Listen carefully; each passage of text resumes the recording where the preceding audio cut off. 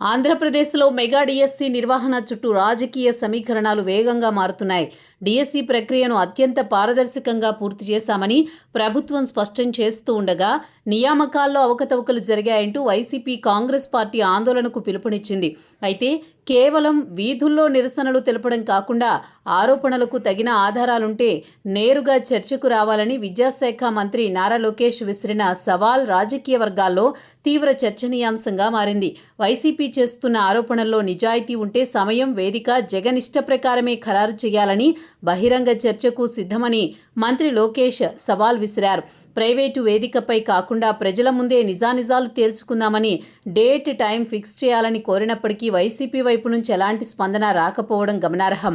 తాజా పరిణామాలను పరిశీలిస్తే లోకేష్ ఇమేజ్ను డ్యామేజ్ చేయాలనే తలంపుతో నాటకీయ పరిణామాలకు వైసీపీ తెరలేపిందనే అభిప్రాయాలు వ్యక్తమవుతున్నాయి.